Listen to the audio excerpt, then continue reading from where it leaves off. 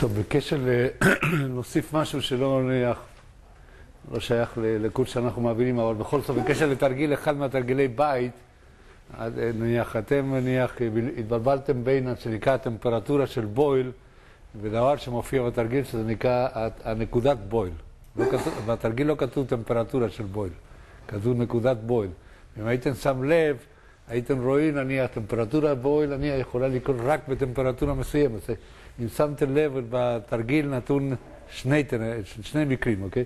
שמה שקורה, הטמפרטורה של בויל זה האפס השני. זה האפס השני, לכן כתוב שהנגזרת שווה אפס. אחר כך יש עוד ביטויים שלא, לקורס שלנו, לדברים יותר מתקדמים, אפשר לצייר כאן את העקומה שעוברת דרך כל הנקודות המינימום, וזה נקרא עקומה של בויל. זה עוד ביטוי, כל זמן שהיה בתרגיל, אז בוא נוסיף אותו, אנחנו לא צריכים אותו למה שאנחנו לומדים כאן, אבל בכל זאת, אם פעם אחת תמצאו את הדבר הזה, שיש לה חשיבות תעשייתי. אוקיי? טוב, בואו נראה מה המצב שלנו, שהבוקר, בשעה הראשונה, אני מקווה שאנחנו נסיים את הפרק של הגזים. אז בינתיים, נניח, סיכמתי כאן בצורה מאוד קצרה את מה שמצאנו. ראינו בינתיים 1, 2, 3 משוואות מצב מהסוג שהגדרנו בהתחלה כמשוואות אנליטיות, שסתם נניח שימוש פרונטלי של המשוואה עם כל התכונות שלהם, וכמו שראינו, ואנחנו נמשיך לראות את זה עד סוף הפרק, נניח, כל הדבר מבוסס, הפיתוח המודרני מבוסס כולו נניח על דבר שאמר ונדר ואלס כבר לפני כ100 שנה, זה המצבים המתאימים, של פי נניח הגרסה של הפשוטה, או הפשט של ונדר ואלס מאותה תקופה, נניח, הוא טען שהגזים, כל הגזים, מה שהוא מפסיד כאן, שהוא מפסיד את החוסר, הוא מקבל כאן בחזרה את הזהות שלו, אם אנחנו עוברים לעולם המחוסר, זאת אומרת, עולם שכולו PR, TR, זאת אומרת, כל התכונות כאלה, הגזים, וראינו את זה במשוואה של ונדר ואלס, מפסידים עוד פעם את תעודת הזהות, ואז הוא טען אז שהגזים מתנהגים בעולם המחוסר, מתנהגים כולם באותה צורה. אוקיי? ואנחנו יודעים שזה לא נכון, אבל זה ודאי התקדמות ניכרת והשוואה למשוואה של הגזים האידיאליים. אחר כך סיימנו גם כמשוואת רדיקון, שהיא סתם משוואה הנדסית, ללא תיאוריה, ואחר כך אמרנו, ביניים, עברנו להתקפה או פתרון או ניסיון לפתור בצורה פרונטלית את הבעיה, ואז כתבנו שכל זמן שהגז אינו אידיאלי, אז לכן היחס פי בחלקי RT יהיה שונה מ-1, וזה אנחנו קוראים Z. וZ מספר שמשתנה. כשאם אנחנו מסתכלים על המשוואה, תשימו לב שגם כן הגישה הזו עוד פעם מופיע מה שכולם מנסים לעשות כל זמן. מה? המשוואה הזו אין לה זהות. נכון? אם אתם מסתכלים שם, אין בכלל את התעודת זהות של הגז. נכון? אין קונסטנטות. נכון? אין קונסטנטות. אבל ודאי נניח שזה יפה, פותר את הבעיה, אבל נניח כל זמן שאנחנו לא יודעים לחשב את ה-Z, אין לנו מה לעשות, ואתם תראו שמה שנראה כאן שזה רווח, כשאנחנו באים לפתרון, זה הופך עוד פעם להפסד. למה? שעוד פעם אנחנו צריכים לזהות את הגז. אוקיי? אבל שתבינו שהמשוואה כזו היא משוואה עוד פעם אוניברסלית.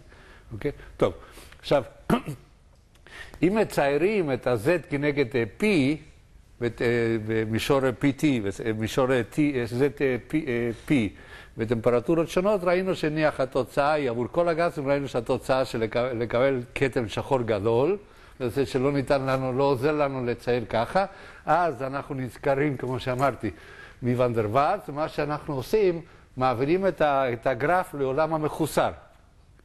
כל הדרך, אוקיי? מה זה גם כל הדרך? אנחנו מציירים Z כנגד PR, אבל גם כן לא T, אלא כנגד TR.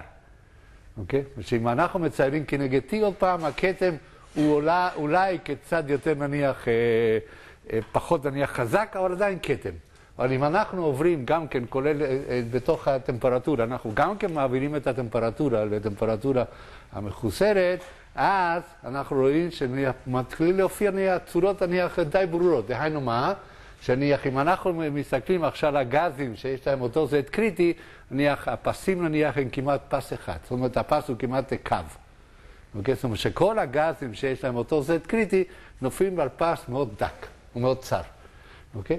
ואז אנחנו בדקנו למה, מאין הדבר נובע, ואז מה שעשינו, לקחנו עוד פעם את ההגדרה של Z, הפכנו אותו לעולם המחוסר, ואנחנו רואים שהקו מופיע בצורה חד וחלקה, חדה וחלקה, מופיע את ה-Z הקריטי. ואנחנו ראינו באחד מהטבלאות, נכון, שה-Z קריטי, זאת אומרת שהדבר שטען בזמנו, לפני כ100 שנה, שטען בזמנו ונדרוואלס, היה נכון אילו מה? אילו לכל הגזים היה אותו Z קריטי, ומה אנחנו יודעים שהדבר לא נכון, אף על פי שה-Z קריטי, אל תשכחו את זה, ה-Z קריטי הוא משתנה בתחום יחסית די צר. זה לא מספר מי יודע מה, אוקיי? אז בכל זאת הוא משתנה, הוא שונה. אוקיי? אז לכן במילים אחרות, כשאנחנו רוצים לתאר את ההתנהגות בצורה כזו, אנחנו חייבים להוסיף פרמטר שלישי. אוקיי? אז מכאן נובע את השם של השיטות שאנחנו נראה עכשיו. זו השיטה הבאה, שזה נקרא שיטות או משוואות מצב עם הפרמטר השלישי. ועל פי נניח, אז אנחנו עושים תיקון נניח של הפרינציפ של ונדרוואלס, ואנחנו אומרים הפעם נניח שהגזים, נניח הגזים, במצב נניח מחוסר או בעולם מחוסר, כל הגזים עכשיו אנחנו מגבילים את מה שקודם היה פרינציפ מאוד רחב, בלתי מוגבל, אנחנו מגבילים אותו. כיצד? בעולם המחוסר כל הגזים שיש לנו אותו Z קריטי מתנהגים באותה צורה. אוקיי? זאת אומרת, זה לא כל האוכלוסייה, אבל יש תת אוכלוסיות, ואין כל כך הרבה, למה? ושה-Z קריטי לא משתנה כל כך הרבה. אוקיי? זה בעצם הביטוי הראשון של הפרמטר השלישי. אוקיי? עכשיו, אם אנחנו מסתכלים, עכשיו השאלה, כל זה יפה מאוד, אבל מה עושים עם זה? כדי לעשות, אל תשכחו כמהנדסים. אז בואו נחזור לטבלה שראינו בעמוד 114. תמיד זה בחוברת העזר. עמוד 114, את הטבלה הזו אנחנו ראינו אותה, אבל עכשיו נניח את התוכן, יש לו את החשיבות המעשית שאנחנו מחפשים. אם אתם מסתכלים למעלה מהגרף, נכון, יש את הטבלה, זה מופיע גם בחוברת באנגלית, אוקיי? אם אנחנו מסתכלים על הטבלה, נניח, שמתארת מה, את ההתפלגות של הערכים של Z קריטי, אנחנו רואים, כמו שאמרנו בהתחלה, Z קריטי לא משתנה מי יודע מה, זה בערך בין 0.2 ל-0.3, וכמעט כל חומר, נניח, הוא נמצא בתוך הדברים האלה, זאת אומרת שזה תחום מאוד קצר, נניח, אבל בכל זאת יש שוני, אבל אם אנחנו רואים, כמו שמסומן כאן, בערך כ-60%, דהיינו הרוב, נניח, ללא ספק, נניח, הרוב של החומרים, יש להם, נניח, ה-Z קריטי עדיין עוד יותר צר, התחום, וזה בין 26 ל-28, 0.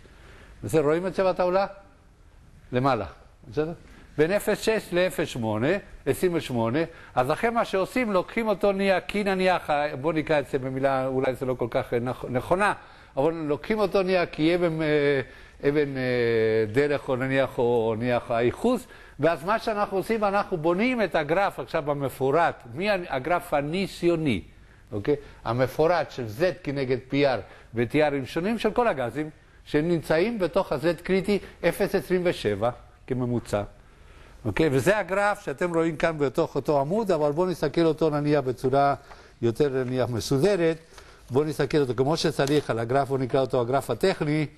בואו נסתכל עליו נניח בעמוד 304, בחוברת השנייה. 304.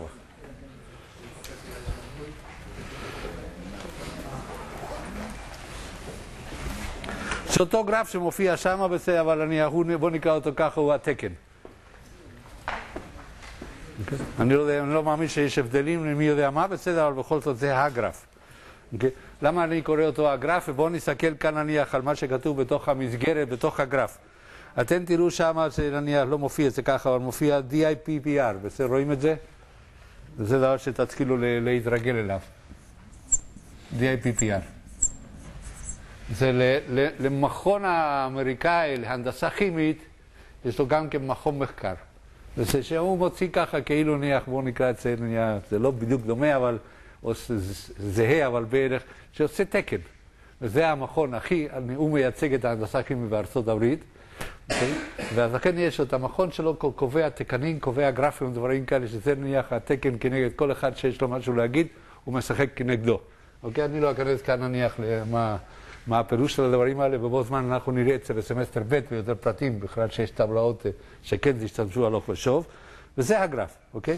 ואז בואו ננתח כאן את הגרף, אתם ראיתם אותו בשנה א', אלא שההבדל, מה ההבדל עכשיו עם מה שראיתם בשנה א', שאני מתאר שאולי לא גילו לכם או לא אמרו לכם את זה בשנה א', שהגרף הזה הוא מתאים רק ל-Z קריטי שווה 0.27. אוקיי? בשנה א' אני יודע שלא הייתה סוד 7, אז אני לא נאמר, או אם זה נאמר, אני לא שמו דגש על זה, מה שלא היה טעם בתקופה הזו, אוקיי? זה הגרף שמתאר עוד פעם את ההתנהגות של כל הגסים שיש להם 0.27, אוקיי? אז בואו נקרא את הגרף. אז אני רוצה שאתם תגידו לי, תסתכלו על הגרף ותגידו לי איזה מסקנות אפשר להפיק מזה. נעזוב כרגע אחר כך השאלה הבאה, ודאי מה קורה עם Z קריטי שונה מ-0.27. איך שלא יהיה זה המיעוט, אבל זה מיעוט אני חשובה מזה, זה 40%. אוקיי, אחר כך נראה מה עושים עם האופוזיציה. אוקיי, אבל בואו קודם כל נניח מה עושים עם מה שנמצא כרגע שולט. מה אתם רואים כאן? זה ודאי נניח, תשימו לב, אתם רואים שכל העקומות, בואו נסתכל נניח, הכי קצת שמאלה, אתם רואים שכל העקומות, כשהלחץ יורד, וזה מה קורה נניח עם הערך של Z, שואף לאחד. למה? אנחנו יודעים שכל הגזים, אם אנחנו מורידים מספיק את הלחץ, נניח הם הופכים לגזים, או מתקרבים, יותר טוב, מתקרבים לגזים אידיאליים, אוקיי? זה נניח האלומה שאתם רואים שהולכת ככה שמאלה, ואחר כך נפרט אותה יותר פרטים. אחר כמה עוד רואים כאן, איזה דברים כאן רואים כאן. תשימו לב שהגרף הזה הוא לא שונה בהרבה מהגרף הזה, נכון? כן או לא? זה בעצם, אתם מסכימים, אתם יודעים כיצד גרפיקה, נכון? שזה אותו גרף, נניח מה שמצויר כאן בצורה גרועה, בהשוואה למה שמופיע כאן. זה אותו גרף שאנחנו רואים כעת. למה? שכל מה שעשינו זה לשנות כאן, תשימו לב, לשנות כאן על ידי RT. בסדר, אז לכן על כל T זה אותו דבר, אז אם אתם רואים זה אותה צורה. אוקיי? אז לכן מה אתם רואים כאן? שתלוי מה הערך עכשיו של הטמפרטורה המחוסרת, נכון, העקומה או עולה בבת אחת, נכון, או יורדת, עוברת דרך מינימום, איזה כיפוף שם, בסדר? ואחר כך מתחילה לעלות בחזרה. אותו דבר, בסדר? אוקיי? מה עוד אנחנו רואים כאן? וזה בעצם, תשימו לב גם כן, סליחה, שאנחנו מכאן היינו יכולים לקבוע איזה ערך כללי, אחר כך נעשה את זה, של TR כללי. לשם מה? של בויל. נכון? כן או לא? אם היינו יכולים לקרוא, ואפשר לעשות את זה, אבל נעשה את זה בצורה אחרת, היינו יכולים לראות את העקומה שהיא הראשונה שמתחילה להתרומם כל הדרך. נכון? ואז היינו יכולים לקבוע כאן מה הערך בשביל כל הגזים שיש להם, סליחה, Z קריטי שווה 0.27, מה ה-TR הבויל שלהם. אוקיי? היינו יכולים לקבוע את זה. מה עוד אנחנו רואים כאן? רואים מספר דברים חשובים. קודם כל, תשימו לב נניח על ההשתנות של הגרף. אוקיי? אתם רואים כאן נניח מה? רואים עוד פעם שה-Z משתנה, ודאי שכאן נניח מופיע את ה-Z בכל נניח הערכים שלו, אבל איך שלא יהיה, נניח, אם אנחנו לוקחים את המסה הגדולה, הוא לא שונה מי יודע מה מהגז האידיאלי. אוקיי? אז לכן, כמו שאמרנו כל הזמן, כשאנחנו פותרים כל המשוואות האלה, מהמשוואות שנראה ביתר, נניח, בסוף השיעור, וזה אנחנו תמיד, כשצריכים לפתור וטרייל אנד ארור, מה עושים? תמיד מתחילים מהערך של הגז האידיאלי. ושהוא יהיה בערך, נניח, הערך הנכון. זאת אומרת, לא נותנים לדבר להשתולל ולמצוא את השורשים שאין להם עניין. מתחילים תמיד מסביב הנקודת של הגז האידיאלי. אחר כמה עוד רואים, בואו ניקח את המספר 8 בערך. מה קורה כשהלחץ המחוסר PR יותר מ8 או 10 אם אתם רוצים? זה לא משנה כאן, הערך המדויק אין לו טעם, אלא נניח רק כדי לקבל קנה מידה. מה קורה נניח כשנניח ה-PR גדול מנניח 8-10? מה זה לא קופץ, נניח הוא כבר תמיד גדול מ1. וזה גדול מ1. אוקיי? זאת אומרת שאז עוד פעם, ופחות מזה נניח הוא קטן מ1. ואז אנחנו עוד פעם, אם היינו נכנסים למבט המיקרו, מה היינו יכולים להגיד במילים עכשיו אחרות, או לחזק מה שלמדנו אז בצורה כללית, שמתחת ל-PR, או מעל PR 8 בערך, מה קורה? או שולט הדחייה או המשיכה. נכון, שהנפח הוא יותר קטן או הנפח הוא יותר גדול. זאת אומרת שיש לנו כמה מספרים עכשיו, לא סתם ככה בהשוואה באלפא, בי או דברים כאלה, עכשיו יש מספרים שעבור כל גז וגז אנחנו יכולים לקבוע מתי הדבר מתרחש. אוקיי? מה עוד מופיע כאן? מופיע דבר מאוד מעניין. אם אתם תשימו לב, תסתכלו למשל, איפה נמצאת כאן האיזוטרמה הקריטית? מה הערך של התכונה המחוסרת כאשר הטמפרטורה זה הטמפרטורה הקריטית? מה זה 1.35? מה זה הערך של הטמפרטורה? 1, נכון? על פי הגדרה, נכון? זאת אומרת, TR שווה 1, מה זה המשמעות של TR 1? עוד פעם, זה האיזוטרמה הקריטית. וזה, אז לכן, איפה נמצאת הטמפרטורה הקריטית? וצריכה, הלחץ הקריטי? ב-PR שווה 1, נכון? זאת אומרת, איפה נמצאת הנקודה הקריטית? ב-PR שווה 1, TR שווה 1. אוקיי? ואם אתם תסתכלו כאן, אתם תראו כאן, למשל, תסתכלו על מספר 1, אתם תראו מי שיכול להגיד לי, תשימו לב, האם הגז בטמפרטורה הקריטית הוא הכי דחיס, או עדיין יש מצבים יותר דחיסים?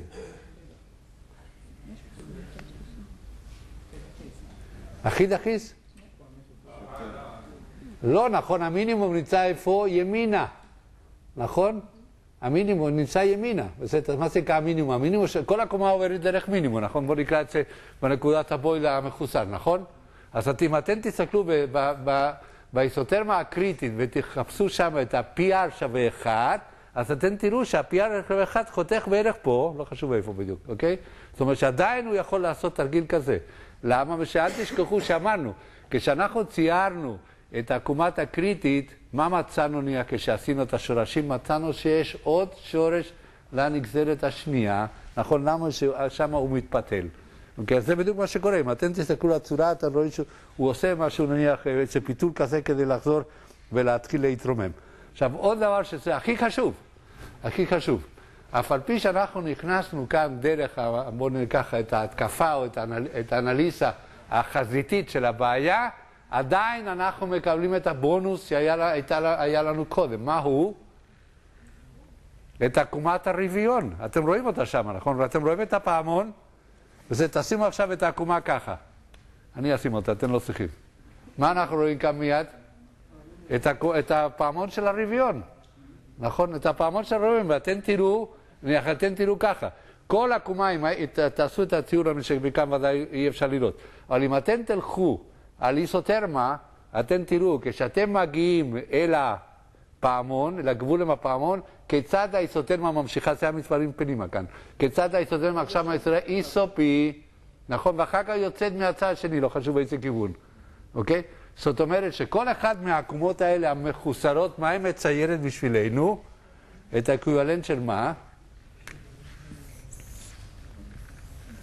זה בדיוק התהליך הזה, נכון? אבל מה? בתכונות מחוסרות, אוקיי? זאת אומרת, שבמילים אחרות, וזה מה מרשה לנו עוד פעם כתוספת, ללא נניח מטרה נניח מלכתחילה, מה אנחנו יכולים גם כן לנצל את הגרף הזה כדי לעשות מה? לחשב גם כן עוד פעם את המצב הרווי, ועכשיו המצב הנוזלי, ותשימו לב, זאת אומרת שיש לנו משוואה כזו, נכון?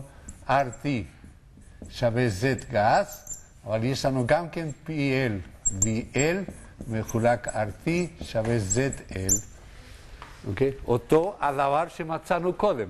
מה זה נקרא אותו הדבר שמצאנו קודם כשראינו את זה עם המשוואת ונדרוואלס, או נניח המשוואת של רדי-קוונג? ראינו שאנחנו יכולים לחשב דרך משפט מקסוול, אנחנו יכולים לחשב מה? את הנוזל הרווי. והנוזל הרווי נופל על מה? נופל על עקומת המצב. דהיינו, זה בדיוק מה שכתוב כאן, נכון? הנוזל הרווי נופל על מה? על המשוואת מצב. זה המשוואת המצב הנוכחית שאנחנו בודקים. אוקיי? זאת אומרת שאנחנו יכולים גם כן לעשות תרגילים, לפתור תרגילים, או לענות לפתור בעיות שבהם יש מה? מצב רווי. זאת אומרת שיש כאן בנוכחות נוזל רווי ונוכחות עם גז רווי. אפשר לפתור תרגילים כאלה. אוקיי? כל אחד עם הסט שלו. אוקיי? עכשיו, בואו נמשיך קצת קודם. עכשיו, אני לא יודע אם שמעתם את זה בשנה א', אבל כשאנחנו משתמשים, קודם כל בואו נסתכל גם כן על הסקאלה. מה קורה, איזה סוג הסקאלה, נניח, אופי לסקאלה של נניח הגרף? חצי לוגריתמי, נכון? חצי לוגריתמי. תשימו לב שהסקאלה נניח קודם כל, ה-Z הוא ליניארי, אבל נניח למטה, נניח ה-PR הוא נמצא בסקאלה חצי לוגריתמי. למה אתם חושבים? זה רק המטרה זה קודם כל כדי להכניס את כל הגרף בתוך נניח משהו נניח ראוי, אוקיי? עכשיו בואו נלך הלאה. אם אנחנו לוקחים דבר שנקרא הגזים הקוונטיים, אוקיי? הגזים הקוונטיים, שזה נניח בעיקר היליום, או דברים כאלה בעיקר היליום במימן, יש לנו בעיה, אוקיי? עם היליום במימן, אם היינו משתמשים, או היינו מנסים להשתמש בגרף הזה, היינו מוצאים תמיד נניח שיש שגיאה גדולה. אוקיי? יש שגיאה גדולה. זה מה שנקרא, אולי שמעתם את זה בכימיה, בפיזיקה, זה מה שנקרא הגזים הקוונטיים, יש להם בעיות נוספות מסתם להיות גזים, אז לכן נניח, אחד בשם ניוטון, וזה לא איציק וזה לא אוליביה, נניח משהו מצא שאם מחשבים עבור שני הגזים הקוונטיים, בעיקר היליום במימן, ואני אגיד למה הם חשובים, אוקיי? אם מחשבים אותו ככה,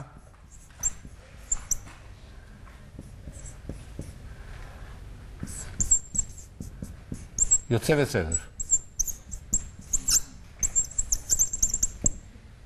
זאת אומרת, אם לטמפרטורה הקריטית במעלות קלווין, או הלחץ הקריטי באטמוספירות מוסיפים 8, וזה יוצא בסדר. אוקיי, זאת אומרת, זה נקרא יוצא בסדר, נניח, השגיאה עבור הגזים הקוונטיים לא שונה מהשגיאה עבור גזים אחרים. אוקיי? עוד דבר שלא הזכרתי את זה, אבל כאן זה נקודה מה שאני משוכנע שיותר מפעם אחת מישהו יעשה שגיאות כאלה, אל תשכחו שכאן הערך כאן אבסולוטי. אוקיי? זאת אומרת, זה לא טמפרטורות צלסיוס, תמיד זה טמפרטורות אבסולוטית. לא חשוב מה, רנקין או קלווין, אבל אבסולוטי. אוקיי? כאן כל מה שאנחנו מבקשים זה מה? שזה יהיה באותן היחידות, לא יותר מזה. אוקיי, עכשיו המעניין כאן למה יוצא 8 בשניהם. לא יודע. כמו שאני אומר כל שנה, ואני מקווה שאחד מכם תגלו את זה, ואחר כך אני אגיד, הוא היה סטודנט שלי, בסדר? אבל למה זה 8? ככה יוצא. אוקיי? ככה יוצא. טוב, בואו נלך הלאה. עכשיו בואו ניכנס עכשיו, אחר כך נעלה לשאלה, עדיין נשאלת השאלה מה קורה שזה קריטי שונה מ-27. בואו נלך הלאה ונסתכל עכשיו על הצד הקיצוני ביותר, כאן. הצד הקיצוני ביותר. עכשיו, מה קורה כאן?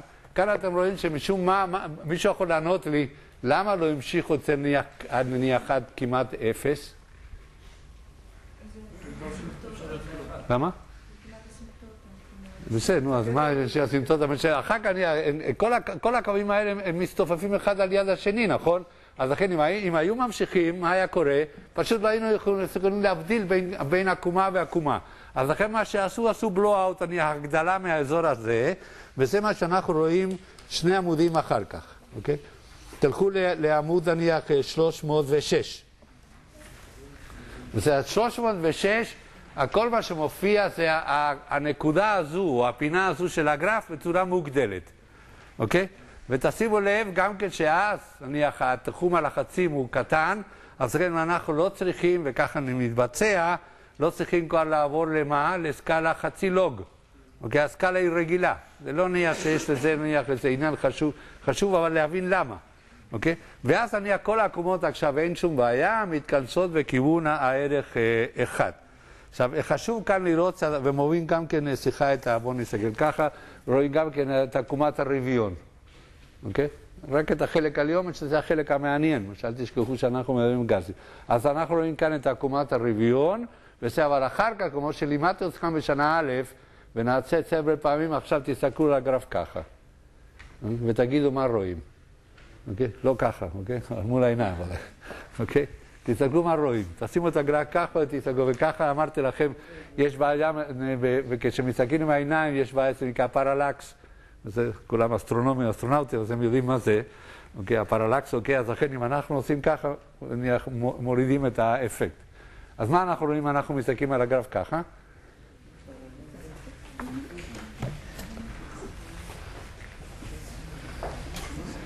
אל תחפשו איזה מישהו שיצא ככה באמצע וזה, אבל נראה, מה רואים? מה שרואים החשוב, מה שרואים כאן זה דבר מאוד פשוט, נכון? שתשימו לב, מה שלא רואים בצורה נהיה ככה מלמעלה, או פעם בכלל הפרלקס, רואים כאן, רואים שהקווים הם ישרים, נכון? זאת אומרת, מהר מאוד הקווים הם ישרים, ודאי שלא בסוף. אבל נניח, מה זאת אומרת? בסדר? למי שלא רואה אצלי, יש לי חתן שיש לו אופטיקה, אוקיי? אז אני אשלח אותו אליו. טוב, אתם רואים שהקווים הם נניח, העקומות הופכות לקווים ישרים, וכאן כתבתי למעלה, נניח, אפשר להסתכל את זה מהמשוואה הווידיאלית, למה הדבר צריך להיות נכון. אוקיי? כתבתי כאן נניח למעלה, אתם כולם מכירים כבר את המשוואה הוויריאלית בעל פה, בסדר, אז אתם תראו למה הדבר הוא ליניארי. ולכן לא רק אצלם, כי אם אתם מסתכלים מה שכתוב במשוואה העליונה בכתב יד ימינה למעלה, אתם תראו שבעצם השיפוע, מה זה השיפוע של הקו? מה הוא מבטא? מה מבטא את השיפוע? ברגע שהעקומה הופכת לישר, מה המשמעות פיזית או אינטרפרטציה אחרת שאפשר לתת בחלקי RT, דהיינו מה ביטג, נכון? ביטג, נכון? בסדר? אתם רואים שהשיפוע הוא B חלקי RT, שאנחנו יודעים שזה שווה ביטג, אוקיי? זאת אומרת שבמילים אחרות אתם רואים שיש לנו כאן, אף על פי שעוד לא למדנו, ונראה את זה נניח במשך היום, עוד לא למדנו כיצד לחשב או לעשות הערכה של מה זה הערך של המקדם הוויריאלי השני, יש לנו כאן שיטה דרך העקומות האלה לחשב את המקדם הוויריאלי, אוקיי? אחר כך, שאלה מה קורה עכשיו עם האופוזיציה, זאת אומרת מה קורה נניח עם הדברים שיש להם Z קריטי שונה מ-27, וזה כשZ קריטי שווה מ-27, לא ניכנס כאן לפיתוח, אבל נניח מה שיוצא זה הדבר הבא.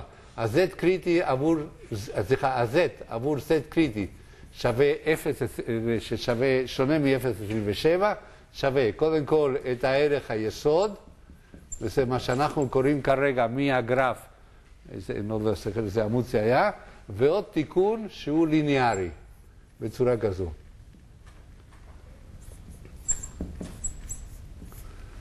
בסדר? התיקון הוא ליניארי. זה אפשר להוכיח, אבל עוד פעם זה לא למטרה של הקורס שלנו. אוקיי? זאת אומרת, נראה מיד איך אנחנו מבצעים את הפעולה, אבל בואו נבין מה שישנו כאן. כרגע אנחנו יודעים כיצד לחשב את ה-Z של כל חומר, כל גז שיש לו Z קריטי 0.27. ומה שנובע מזה, מהרגע שאנחנו מכירים כבר בצורה מדויקת את המשוואת מצב, אפשר לפתור כל מיני תרגילים עם גזים. אחר כך, כשאנחנו עוברים לגז שאין לו 27, אז מה שאנחנו עושים, לוקחים את הנקודה הזו ומוסיפים לה תיקון. אוקיי? ואתם רואים שהתיקון הוא ליניארי. במה? ליניארי ונניח מה ההפרש כנגד ה-27. עכשיו, את הגרף שאני אומר להראות לכם, יהיה DA ו-DB, כאשר ה-DA נניח הכוונה זה D above ו-D below, דהיינו מעל או תחת, זה יהיה ב-Z קריטי גדול מ-27, ו-Z קריטי קטן מ-0.27. אוקיי? ועכשיו איפה אנחנו מוצאים את התיקונים האלה? בגרף השני, שזה הגרף הזה. אוקיי? תסתכלו כנגד הגרף שכעת ראיתם. כולם רואים את זה? הגרף הצמוד לגרף של הלחץ הנמוך. זה מעמוד 305. רואים כולם? עכשיו, איך הגרפים האלה, אתם תראו נניח, וזה נניח, כרגע אנחנו לומדים על משהו שאנחנו נראה במשך כל השנה, כולל סמסטר ב'. אנחנו נראה שיש כאן משהו, וזה כנגד PR, TR. בסדר? רואים את זה? מה זה המשהו במקרה הנוכחי? זה ה-D. רואים כולם? המשהו, ברגע, במקרה הנוכחי, המשהו זה המקדם תיקון. אוקיי? DA או DV, יש שני גרפים. אוקיי? ואז נניח, כל מה שאנחנו צריכים לעשות, מהגז אנחנו צריכים לדעת מה Z קריטי שלו, שזה לא בעיה, ואז מהרגע שאנחנו יודעים אם הוא גדול או הוא קטן מ-27, אז אנחנו בדיוק יודעים לאיזה גרף נכנסים. אז מה עושים? נכנסים עם אותם הערכים שנכנסנו בגרף של Z, נכון? את ה-PR וה-TR, אותן ה-PR וה-TR שמצאנו קודם, עכשיו אני קורא את הערך של המקדם התיקון, מציב כאן, מציב את הערך הנוכחי, ויש לנו את ה-Z המתוקן. אוקיי? בסדר? האם זה ברור? עכשיו, ומי שרוצה להיות נניח יותר, נניח לעשות זה ביתר דיוק, אז הוא יכול להיכנס לעמוד 318, 318, ואני חושב שזה ממשיך קדימה אם אני לא טועה. כן, עוד עמוד, 18 ו-19, מצאתם? בעמוד 13 ו-18 מופיע נניח, העקומות האלה מופיעות כולן, וזה כולל התיקון, כל העקומות האלה מופיעות בצורה של טבלה. למה? ושגרף הוא מאוד נוח, אבל איזה חיסרון יש לכל גרף? קשה לקרוא, נכון? בעיקר כשהגרף הוא נניח לוגריתמי, נכון? או אחד מהסקלות היא לוגריתמי, אז לכן, אם ממידה מסוימת צריכים נניח יותר דיוק, אז מה שעושים נכנסים כאן, ואתם רואים שבו בזמן, שזה ככה מבוסס, בו בזמן מופיע גם כן את המקדם, נכון? DA ב-DB, אתם רואים שעבור אותו PR ו-TR יש להם בו בזמן את המקדמים נניח לתיקון. עכשיו, אתם רואים שמדי פעם בתוך הטבלה נניח מופיע קו, נכון? הקו הזה מה שהוא מסמן זה התחלת הרביעון, זאת אומרת, בסדר?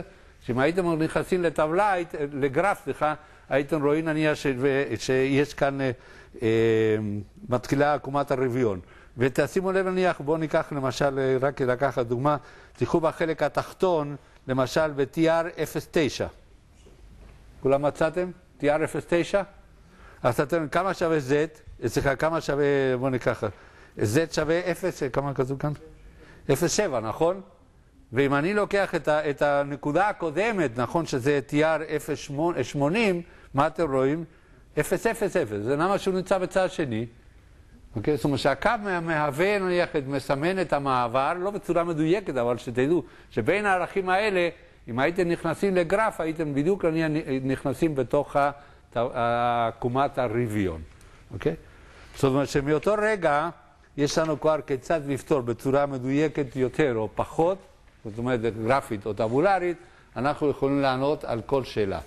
ואני מקווה שזה ברור לכולם שמהרגע שאנחנו יודעים Z, הדבר זה הופך לאותו תרגיל כמו מה? כמו תרגיל של גז אידיאלי. נכון שהמספר כאן יהיה שונה מאחד, אבל הוא כבר זה אותו תרגיל פשוט ביותר. מאותו רגע שאנחנו מכירים את Z, יש לנו את הכל. אוקיי? אין שום בעיה לפתור תרגילים כאלה. טוב, זה נניח אחד מהפרמטרים, הפרמטר השלישי, נניח שישנו היום בתוך המערך נניח השימושי וההנדסי שלנו עבור גזים. עכשיו, יש עוד כמה פרמטרים, הומצאו עוד כמה פרמטרים, למה?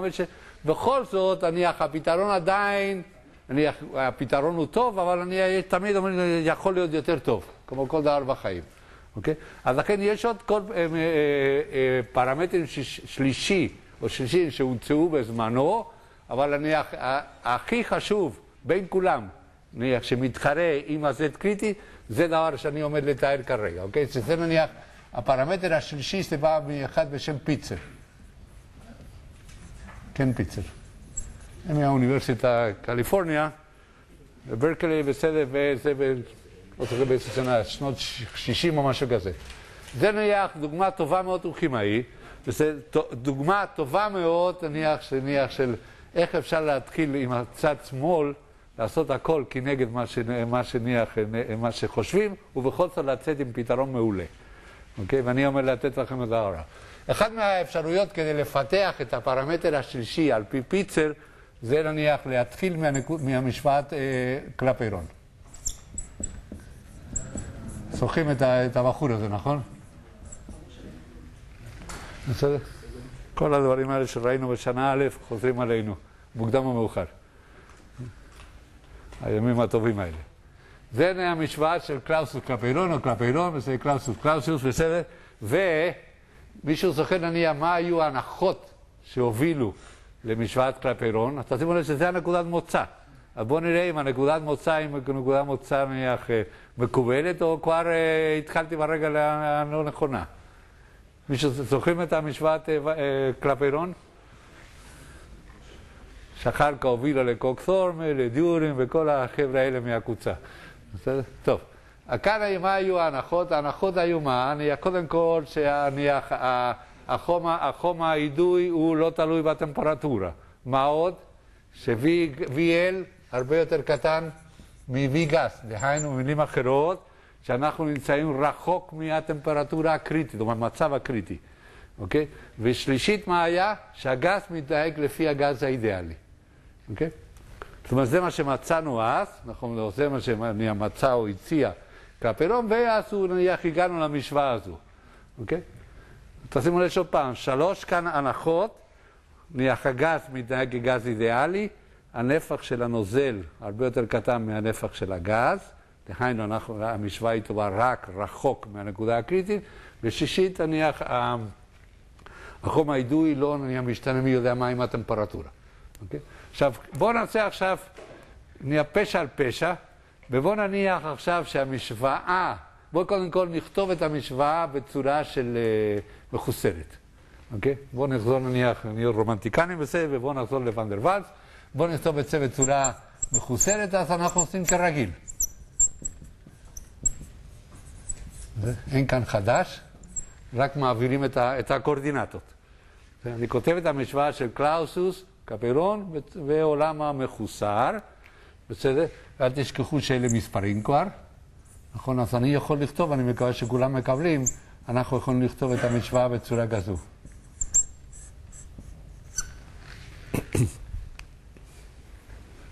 בסדר? שהלוג נניח של כפל, נניח מאמץ מוחי עליון, נכון, זה הסיגמה, נכון, לוג PC ולוג PR, לוג PC זה קונסטנטה, אני מוסיף אותו כאן, מחלק V על ידי TC ומקבל עוד קונסטנטה. אותה צורה בעולם המחוסר. כאן נניח, לא עושים נניח שום דבר נניח לא נכון. אבל עכשיו בואו נוסיף את פשע על פשע, ובואו נעשה הדבר הבא. נניח, המשוואה של קלאוסוס קפלון נכונה רק כאשר נמצא מתי? רחוק מהנקודה הקריטית. בסדר, זאת אומרת, בוא נניח שזה לא נכון, שהיא נכונה עד הנקודה הקריטית. בסדר, אם זה נכון, אם המשוואה היא נכונה עד הנקודה הקריטית, מה צריך להיות? שהיא צריכה להיות נכונה בנקודה הקריטית, נכון? זה מה שאנחנו אומרים. בסדר, מה המשמעות? כמה שווה PR בנקודה הקריטית? 1. כמה שווה TR בנקודה הקריטית? 1. אז אם אני מפעיל את זה עד וחולל את הנקודה הקריטית, מה יוצא מיד מכאן ש-A שווה B? נכון? וזה אילו היית עושה פעם טעות על טעות, וזה היית מגיע למסקנה ש-A צריך להיות B, דהיינו במילים אחרות, לוג PR שווה A כפול 1 מינוס, אני יכול לחסל אחד מהקונסטנטות, נכון? בסדר?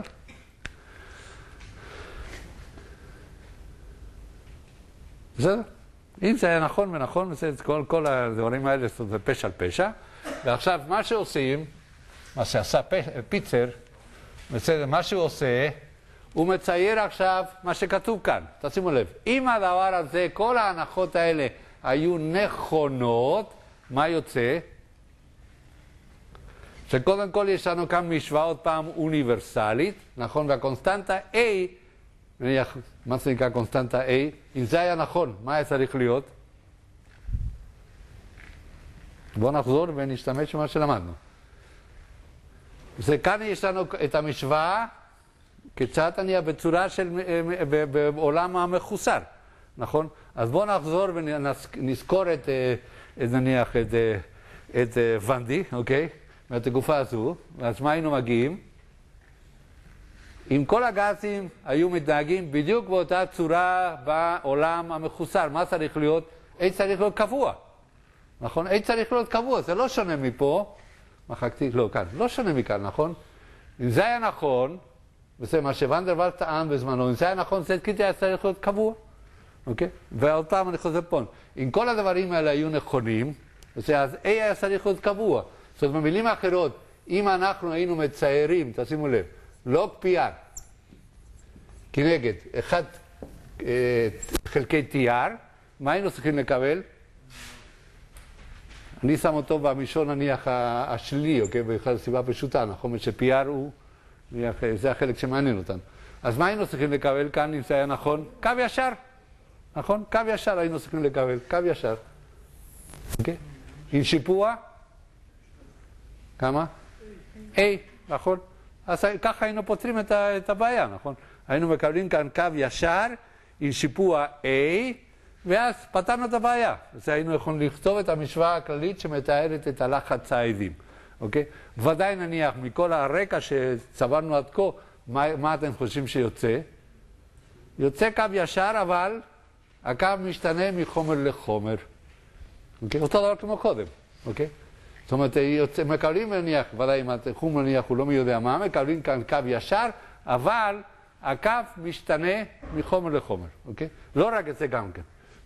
אם אנחנו לוקחים כאן את הערך מינוס 1, לוג PR שווה מינוס 1, וזה בואו נמשיך הלאה, אנחנו מקבלים שזה שווה בערך 0.7. כן? כן? זאת אומרת, לא, בסדר? אם אנחנו מסתכלים כאן, אני אגיד את זה מיד, בסדר? אם אני מסתכל עכשיו על העקומה, ועכשיו אני נכנס לפרטים, אם אני מסתכל על העקומה של הגסים האצילים, כמו סנון, ארגון, קריפטון, הם נופלים כולם על אותו קו, ואפשר לצפות את זה כן או לא כן, למה? זה גסים אצילים, נכון? בסדר, שוב נניח, הכי אינרטי, לכם השם נכון אציל, וזה הכי אינרטי שאפשר לחשוב, אז אלה נופלים בערך על אותו קו, והקו המשותף שיוצא, אני גורם ש-PR יהיה שווה מינוס 1, לא PR, סליחה, שווה מינוס 1, כאשר TR שווה 0.7, אוקיי? 1 חלקי TR. דהיינו, זאת אומרת, במילים אחרות, ש-TR שווה 1, ככה, אוקיי? ואני לא חכם כאן במיוחד, מה שאתם יודעים, כמה שווה 1 חלקי 7? זאת אומרת, אל תחשבו שאני למדתי את זה בעל פה. נכון, מה זה? 0, 14, 78, 14, 78 ומה שלא יהיה, נכון? המספר נהיה סדרתי, אוקיי? אוקיי. יוצא פי 2 ויוצא כל הזמן כך. טוב, זה העיקר. ואם אני לוקח גז אחר, עכשיו אם אני לוקח גז אחר, אני אקבל קו כזה, אני אקבל קו כזה. אוקיי? בסדר? אנחנו נקבל קו כזה. אבל כל חומר אחר וחומר אחר יכול להיות שיש משפחות, אותן משפחות של גזים שנופלים על אותו קו, אבל בואו ניקח כל אחד לחוד. אם אני לוקח גז אחר, וזה יוצא לי עוד קו ישר אחר, שונה ממה שיש לי כאן. אוקיי? שונה. עכשיו, מה שעושה פיצר עכשיו, ואל תשאלו אותי למה, בסדר? מה שעושה פיצר זה הדבר הבא. הוא ממשיך מה-0.7 כלפי מטה עד שהוא חותך את הקו הבא. בסדר? עד שהוא חותך את הקו הבא, ואז הוא נותן להניח, אחר כך אני אסביר את זה, הוא קורא את המרחק כנגד הגסים האצילים, הוא קורא אותו אומגה. בסדר? אומגה. והוא משתמש באומגה כפרמטר שלישי.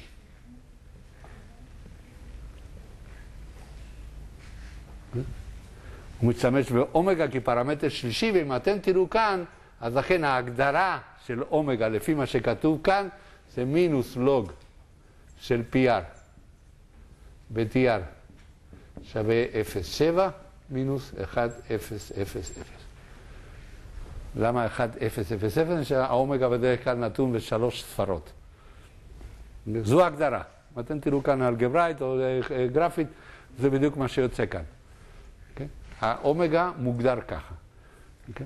עכשיו, מכאן הלאה, הדבר נניח, הוא פשוט, אחר כך אני אכנס, אני אמרתי אומגה וכל הדברים האלה, אבל מכאן הדבר הוא נניח, מאותו רגע נניח מתחילים להופיע הדברים הבאים.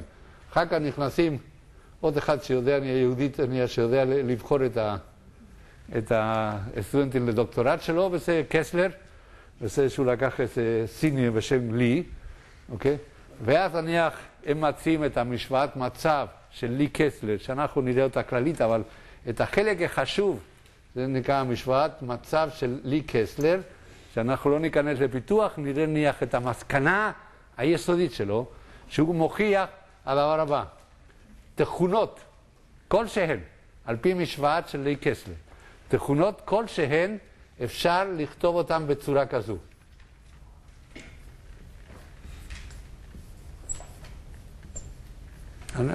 תעתיקו את כל מה שאני, כשכל האינפורמציה יהיה על הלוח, אני אעשה חזרה ואני אתן את ההסבר מה הכוונה כאן. תכונות כלשהן ניתן לכתוב אותן בצורה כזו, דהיינו חיבור ליניארי של שני גורמים 0 ו-1, דרך מה? דרך האומגה. אוקיי? ולמשל, במקרה שלנו, אחר כך את המשוואה הזו אנחנו נראה הרבה פעמים, במקרה שלנו יוצא שה-Z של כל גס ממשי, על פי הפרמטר השלישי אומגה, אפשר לחשבו בצורה כזו.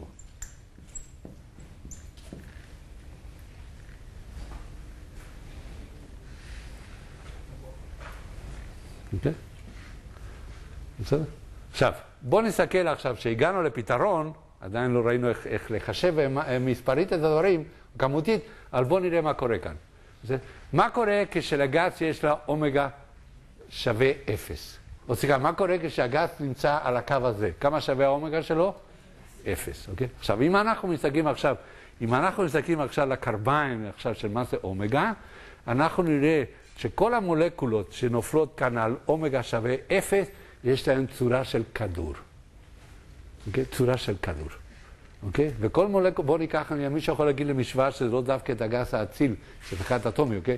איזה מולקולה, למשל, שאתם מכירים פשוטה, יש לה צורה כדורית? מימן לא כל כך, בסדר? אבל מה עוד כן? בואו ניקח מתאן, נכון? נכון? בואו ניקח מתאן, בואו ניקח קרבון טטרקלוריד. בסדר?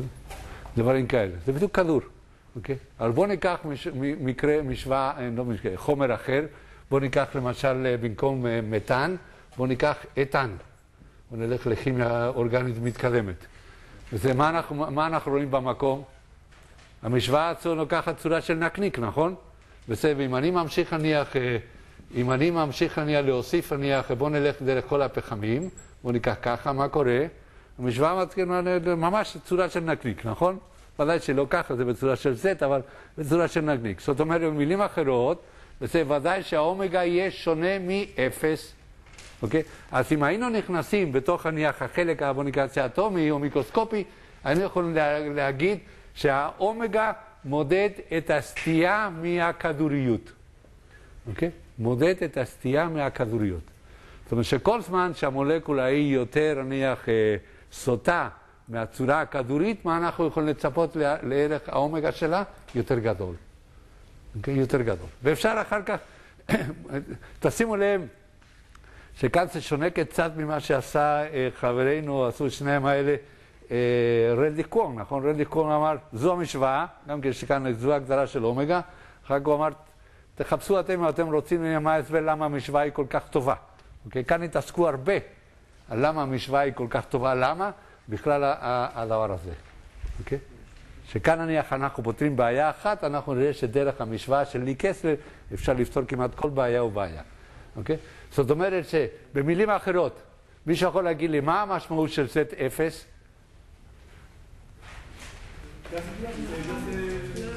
אילו המולקולה הייתה כדורית, נכון? למה הדבר דומה? אילו, זה לא מולקולה כדורית, אוקיי? אילו המולקולה, הגז הייתה לו Z קריטי שווה 0.27. נכון? מה אנחנו עושים כאן? מוסיפים לו את התיקון. בסדר? זה נניח עקרונית שאותו סוג של רעיון ההסבר הוא אחר לחלוטין. אבל זה אותו דבר. אנחנו לוקחים משהו כמודל, ואחר כך רואים נניח מה קורה כשהנבדק סוטה מהמודל. אוקיי? ואז אנחנו מוסיפים את התיקון. עכשיו, לפי לי קסלר, כל התכונות האלה, Z0 ו-Z1, במקרה ספציפי, ובואו נלך למקרה הכללי שאנחנו נראה אותו הרבה פעמים, התכונות האלה הן פונקציה של TR ו-PR בלעדי.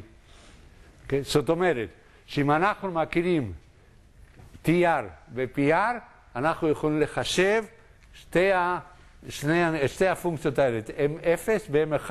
במקרה הנוכחי כרגע, Z0 ו-Z1, ובואו נראה את זה מיד בטבלאות שראינו לפני כמה דקות. בואו תלכו עכשיו לעמוד 320, שם מתחיל הסיפור. 320.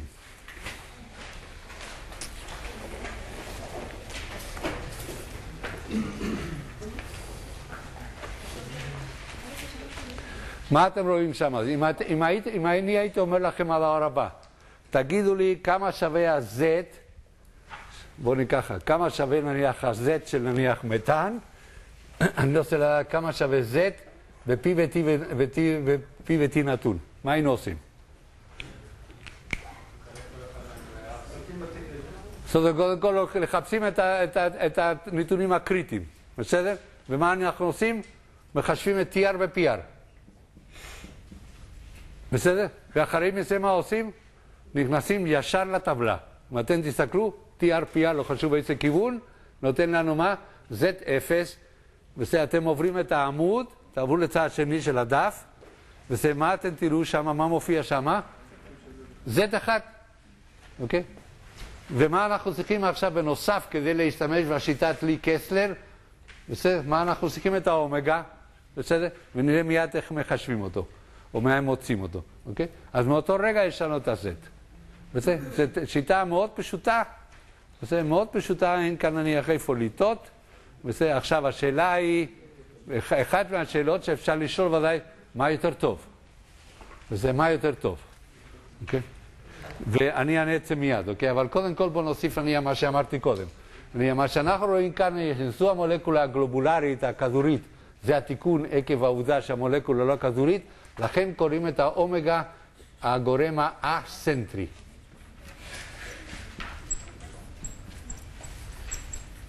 הגורם האסנטרי.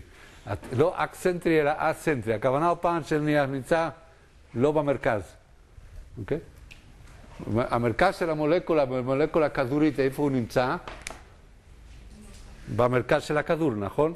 כשהמולקולה הולך ומתקדם ממה קודם, עכשיו המרכז מתחיל לנוע. אוקיי? אז לכן בעצם הוא מודד את האסנטריות, זאת אומרת שלא סנטרלית, מרכזי. אוקיי? את האסנטריות של המולקולה. אוקיי? עכשיו, בואו נלך נניח, אם הייתם עכשיו צריכים לעשות נניח תרגיל, אז היינו צריכים לעשות את הדבר הבא, היינו צריכים לחשב את האומגה, נכון? או למצוא את האומגה. בואו נלך נניח, איך היינו הולכים, בואו נראה אם זה טוב או לא טוב, וזה, איך היינו מחשבים את האומגה על פי ההגדרה, וזה אתם יכולים לעשות כן. רק עם שנה א', אם הייתי נותן דבר שזה נקרא אומגה, מוגדר בצורה כזו, נא לחשב אותו. עבור גז נתון ודאי. איך היינו עושים את זה?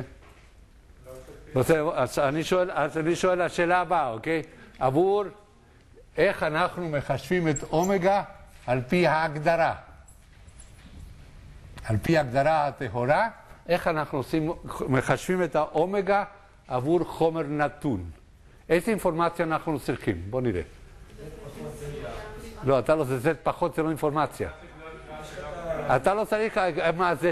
אתה לא צריך אותו. אני שואל אותך לחשב את אומגה. לבנות, אני לא צריך לבנות שום דבר, זה בטוח. לא צריך לבנות שום דבר. אני הולך על פי ההגדרה. אני לא צריך לבנות שום דבר, אני הולך על פי ההגדרה. לוג של פי. תגיד, צריך לוג של פי, בסדר. לוג בסיס E או בסיס S, תתחיל לדברים כאלה. צריך טבלאות של לוג, וצריך גם כנראה אולי מחשבון. זה נניח, לא רוצה להגיד שיש בנות כאן, קוראים את זה בספרדית, אוקיי? כן. בואו נלך על פי הגדרה, וזה קודם כל, מה כתוב כאן? האחד כולם יודעים מה זה, וזה עם 3 אפסים, נכון? זה אין בעיות להשתמש בחלק הזה, אוקיי? לא צריכים לחפש אותו בטבלאות, אוקיי? זאת אומרת שכל הבעיה שלנו זה לחפש את זה, אוקיי? מה כתוב כאן? תחשב לוג PR ב-0.7, אוקיי? עכשיו, איזה PR זה כאן? זה הלחץ צידים, נכון? כן או לא? זה מה שכתוב, לא כתוב שום דבר אחר. אל תשכחו שבא משוואת קלפיירון. מה זה משוואת קלפיירון? מה היא מתארת? את הלחץ צידין של חומר טהור, נכון? זאת אומרת, שמה אני צריך? אני צריך איזו משוואה או טבלה שתיתן לי מה? את הלחצים העידיים של החומר בטמפרטורות שונות, נכון? איזה משוואה אנחנו מכירים די טוב? אנטואן למשל, אוקיי? אז נניח שאני הולך לפי אנטואן, בסדר? נניח שאנחנו הולכים לפי אנטואן, ואתם זוכרים את זה בוודאי בעל פה, נכון? המשוואה של אנטואן יש לה צורה כזו, נכון? 3 קונסטנטות. אוקיי? אז בואו נניח, בואו לרגע נניח שאנחנו מכירים את קבועי אנטואן של החומר. אז עכשיו, איך אתם הייתם פותרים את הבעיה? על פי ההגדרה.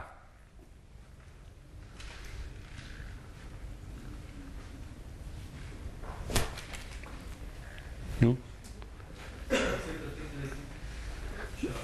את ה-T קריטי, בשביל מה? של החומר הספציפי. בשביל מה? מה? בסדר, בשביל מה? ב-TR 0.7. יפה, אוקיי. זאת אומרת שמה שאנחנו צריכים לעשות ככה, אנחנו יודעים שאנחנו צריכים לחשב, תשימו לב, אנחנו צריכים, כמו שאומר אריאל כאן, אנחנו צריכים לחשב את הלוג PR ב-TR שווה 0.7. אוקיי, 0.7 זה 0.7, זה לא נניח, לא מזהה את החומר. אז אנחנו צריכים לדעת מה הטמפרטורה. אז אנחנו יודעים ש-TR חייב להיות 0.7, ואנחנו יודעים ש-T שווה מה? TRTC, נכון? זאת אומרת. כן. 1 חלקי TR אמור להיות 0.7, נכון? TR צריך להיות 1.428. כן, תודה, כן. רגע, לא, זה טעות שלי. סליחה, זה טעות שלי. עכשיו תודה שעשית לי, זה בדיוק ההפך, אוקיי? טוב, חשוב מאוד רוע. זה חשוב מאוד, סליחה. אם לא היית אומר לי את זה ככה, זה יהיו לי בעיות. אוקיי? תתקנו את הכל, אוקיי? זה טעות שלי, אני מתקן אותו במקום, אבל זה לא אומר לשנות את השיטה, אבל ודאי את המספרים. אז אני לוקח מכאן, זאת אומרת שיש לי כאן 0.7 TC, נכון? זאת אומרת שאם אנחנו מכירים את הטמפרטורה הקריטית, אני יודע מה הטמפרטורה שעבור החומר הספציפי, אני אקבל TR שווה 0.7, נכון? מה עושים אחר כך? עכשיו מכאן עם ה-T נניח ששווה 0.7 קריטי, אני מציב אותו כאן, נכון? תלוי כאן עם הקונסטנטות כאן זה טמפרטורות קלווין או צלסיוס, מה שלא יהיה, אז אני עושה את התאמה. ואז מה יוצא משני הדברים האלה יחד? יוצא P, נכון? מקובל? אני מציב בתוך המשוואת אנטואן, אני מקבל את הלחץ עדים, נניח את הלחץ עדים שיש לנוזל, כאשר הטמפרטורה שלו שווה 0.7 הטמפרטורה הקריטית. יפה? אז קיבלתי P. מה אנחנו עושים עכשיו? עושים PR עכשיו, נכון? בסדר? ומה אני עכשיו עושה? לוג PR. ובוודאי לוג PR הוא מחושב כבר מראש, וככה עשינו ב-0.7, נכון? בסדר, ומכאן מה אנחנו עושים? אנחנו מחשבים את האומגה. האם האלגוריתם ברור? בוא נניח... כן. תקרידי אתה מקבל בקלווין, לא? ואתה יודע להפוך אותו רגע, קודם כל, האם הקונסטנטות האלה כאן צריכים להסתכל בטבלה? אמרנו, נכון? אל תשכחו שכל זמן, תזכרו הדבר הבא. מה למדנו בשנה א'? כל זמן שאנחנו משתמשים במשוואת אנטואן, מה אנחנו צריכים לשים תמיד הצידה? את היחידות, נכון? במקרה של הטבלאות שלנו היינו כותבים ככה. בסדר, אבל ודאי יכול להיות למשל קילו פסקל קלווין. בסדר, או כל יחידה אחרת. בסדר, זאת אומרת שכאן היחידות צריכות להיות מה שתהיינה. Okay? זאת אומרת, יש לנו כאן, אז תשימו לב, עכשיו חישבנו את הערך של אומגה. עכשיו אני שואל אתכם ככה.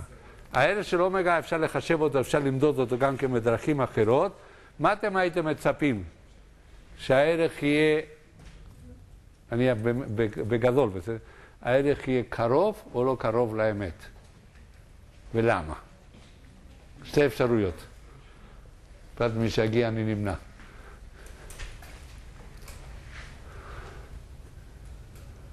אני שואל, החישוב, אתם תראו שהוא פשוט מאוד, תאמינו, כשתחזרו על זה אתם תראו שהחישוב הוא פשוט מאוד. השאלה עכשיו מה האמינות של התוצאה. אוקיי? האמינות כאן של התוצאה, הכוונה נהיה לא שהתצועה היא שגויה לחלוטין, אבל האם נניח יש לה דיוק מספיק לכל מה שאנחנו עושים, או הוא קירוב כמו ונדרוואלס? אתם יודעים את זה, אתם צריכים לענות את זה על פי שנה א'. אם זה קרוב לתיק קריטי, יש לנו בעיה. התיק קרוב לתיק קריטי, יש לנו בעיה? לא, אין לנו שום בעיה עם התיק קרוב לתיק קריטי. למה? אנחנו לא משתמשים בכלל זו הגדרה, אל תשכח. אוקיי? זו הגדרה, זה לא נובע מזה שהתחלנו מהמשוואה. משוואה קלאוסו-קפרון נשארה כבר מאחורה בצעדים הלא נכונים, אבל נניח הגענו להגדרה של משהו. הייתי יכול להגדיל, תשימו לב, אני הייתי יכול להגיד, לעזוב את כל מה שסיפרתי קודם, להגיד, אני מגדיר דבר שצריכה אומגה לפי זה. אוקיי? אז לכן אין שום קשר עם העבר, הקרוב אפילו. אבל מה אנחנו יודעים? האם המשוואה, בואו נדרג את המשוואות. מה יותר טוב, המשוואה של קלאוסיוס או המשוואה של אנטואן, ולמה? אנטואן, נכון? וראינו את זה בשנה א'. אבל האם המשוואת אנטואן זה משוואת, נניח, משוואת אקמול טוב לכל דבר, או יש לה גם כמגבלות? יש לה תחום מסוים, נכון? למה?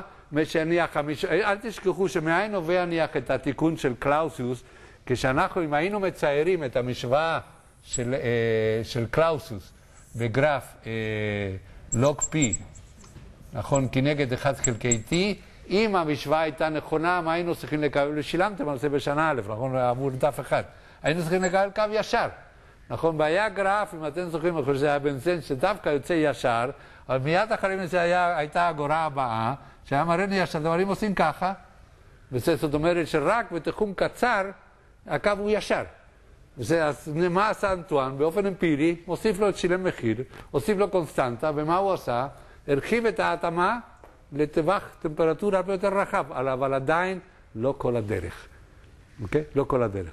זאת אומרת שהדברים האלה יהיו, מתי יהיו נכונים? אנחנו יכולים לצפות שהדברים יהיו נכונים כל זמן שאנחנו נמצאים בתוך התחום של המשוואה. אוקיי? אז אנחנו יכולים לצפות שהערך הוא די קרוב לאמת. כל זמן שאנחנו עושים אקסטרפולציה לשני הכיוונים, אז אנחנו יודעים שכבר אנחנו נכנסים לבוץ. אוקיי? ולכן יש כאן את המשוואה של... בואו נחפש אותה. יש כאן את המשוואה שפותחה על ידי ליה קסלר. בואו נגיד נניח על ידי לי על מנת לתת לקסלר להיכנס להיסטוריה. שנצטרך כאן באיזה מקום. תמיד זה ככה.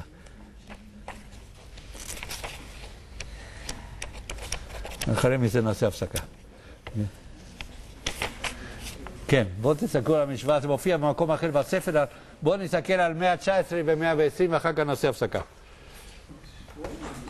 119 ו-120.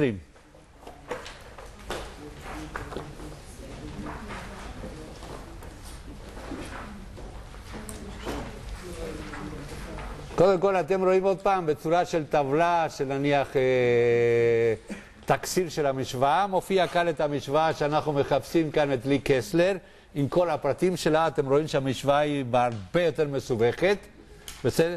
אבל אחר כך אם אנחנו עוברים לחלק המעניין שזה בצד ימין בעמוד 120 שזה מסיים את הטבלה, בסוף מופיע משהו ככה מפחיד ביותר אבל לא כל כך. לא, זה נראה מפחיד, ותאמינו לי שאף פעם לא הבנתי איך הגיעו למשוואה הזו. לא, שאני יודע, אני יכול את החלק העליון של המונה, אין לי בעיות. את החלק במחנה, אין לי בעיות. איך הגיעו למשוואה כזו? מחנה הוא מונה ככה בצורה כזו, לא ראיתי אף פעם. אוקיי? אבל המשוואה כאן, נניח אמפירית, שמוצעת על ידי, נניח לי כסף, זו המשוואה המקובלת. אוקיי? עכשיו בוא נבין אותה. אוקיי? היא מופיעה באיזה פרטים כאן. מה זה נקרא היא המקובלת? בואו תיכנסו לעמוד, תלכו אחורה כדי לראות זה בצורה יותר ברורה, בעמוד 93. עכשיו נראה את המשוואה בצורה יותר ברורה. 93, אוקיי? אז אתם שמתם במסגרת כאן משוואה 6.29, כולם רואים אותה? 6.29, אתם רואים כאן שמופיע אותה משוואה שם נניח, אולי היא יותר מפחידה שעכשיו היא יותר גדולה, אוקיי? אז רואים אותה עם כל היופי שלה, או אם אפשר לומר ככה. בואו תסתכלו על מה שמופיע כאן. מופיע דברים שאנחנו מכירים. וזה למטה מופיע, מיד אחרי המשוואה במסגרת, מופיע ההסבר של הקיצורים שם. PBR זה מה זה? זה הלחץ צדים, תוסיפו שם נניח שצריך להיות, כתוב שם, הלחץ המחוסרת בטמפרטורה רתיחה, תשימו בסוגריים הטמפרטורה רתיחה הנורמלית. זה לא כל טמפרטורה שהיא, אוקיי? ומה זה הטמפרטורה רתיחה הנורמלית? שנה א', הטמפרטורה רתיחה באטמוספירה אחת, אוקיי? אז לכן, נניח, לחשב אז PBR אין בעיות. אחר כך מופיע הטמפרטורה רתיחה מחוסרת. זו לא בעיה גם כן, נכון? הטמפרטורה רתיחה ולחץ אטמוספירה מחולק לטמפרטורה תקריטית. והיתר זה רק לא לטעות נניח במספרים האלה, אבל המשוואה, אף על פי שצריכים לעשות כמה חישובים כאן, היא מדויקת מאוד. אוקיי? מדויקת מאוד. סליחה? מה זה, איפה זה יש PS? saturated, הכוונה כאן saturated, אוקיי? רווי. אוקיי? אחר כך, דבר חשוב זה הדבר הבא, שעכשיו אנחנו נחזור לשעה שנייה, תסתכלו על המשוואה 630. מה קורה כשיש לנו תערובות? כשיש לנו תערובות, זה היופי של האומגה, האומגה של תערובת זה פשוט כמו החוק K, אם זוכרים בשנה א', נכון? אותו דבר. זאת אומרת, עושים את השקלול נניח לפי השבר המולי, לא של המשקלי. אוקיי? המשוואה הזו נניח היא טובה מאוד. אחר כך, ועם זה אני מסיים, אם מסתכלים על העמוד הצמוד, עמוד הבא, ושזה אחד מהתרגילים שאתם פותרים, כבר יש אחד נניח אני לא אקרא את השם ככה, בסדר? הון, בסדר, מה שלא יהיה, בסדר, אוכל סיני, בסדר, אתם רואים כאן, אני המשוואה, שהיא נניח ניסוי, אני לא רוצה להגיד הכי מוצלח, אבל הוא יחסית טוב, לחשב את האומגה על פי תרומת הקבוצה. אוקיי? כמו שאמרתי לכם בזמנו, אנחנו נרצה פעם אחרי פעם, כל דבר הולך לתרומת הקבוצה. אז אחד מהתרגילים שאתם תעשו בקבוצה הבאה, זה לחשב את האומגה לפי השיטה של האן. אוקיי? ואתם רואים כאן את כל הקבוצות, ואתם רואים כאן כיצד לחבר את הקבוצות כדי לקבל את האומגה. אוקיי? אני, עוד פעם, השיטה היא לא מי יודע מה, אבל לפחות כבר היא כיוון הנכון. הפסקה.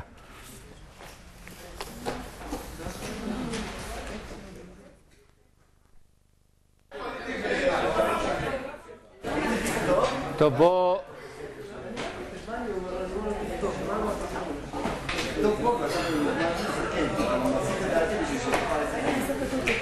טוב, ליאור וליאור. בוא נמשיך, בוא נשלים את העניין, עדיין חסר לנו קצת על המקדם הסנטרי, אבל אתם רואים כבר את הנטייה או התמונה הכוללת. איך היינו מבטרים, נמשיך עם כמה פרטים, אבל בואו נסתכל כל על הקו התחתון. איך היינו מבטאים היום, נניח על פי מה שלמדנו, איך היינו מבטאים בצורה יותר, בוא נקרא אותו, יותר מדויקת, או נניח בצורה חילופית, יותר טובה, את המשפט המקורי של ונדר ואלס. מה היינו אומרים היום? בעצם מה שאומרים היום. איך היה אפשר לבטא? כל הגזים בעולם המחוסר, שיש להם אותו פרמטר שלישי, יש להם אותה התנהגות. אוקיי? לכל הגזים שיש בעולם המחוסר, שיש להם אותו פרמטר שלישי, יש להם אותה התנהגות. בסדר, הפרמטר השלישי יכול להיות Z קריטי, יכול להיות אומגה, שזה נניח הדברים הכי נפוצים, אבל אם מחר יומציאו, ויש עוד, אני אחזר פעם, יש עוד כמה, אבל נניח לא כל כך שמשיים, בסדר? יש עוד פרמטרים שלישיים, אבל כולם באותו דבר. זאת אומרת, מה הם מנסים לעשות?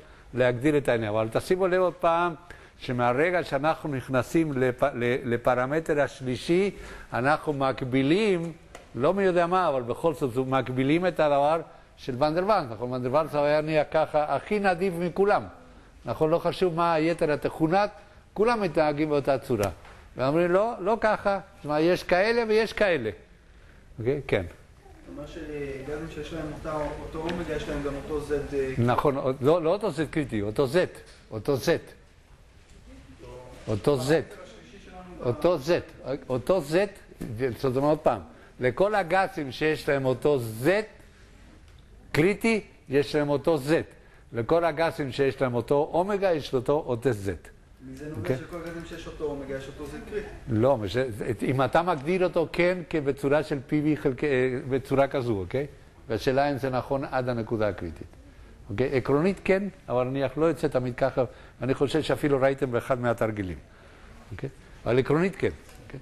עכשיו, בוא נעלה על כמה שאלות. עכשיו, בוא נסתכל ככה. מישהו היה שואל, יפה, הסברת לנו, נתת לנו הסברים על שני פרמטרים שלישים, נכון? ה-Z קריטי והאומגה. מה יותר טוב?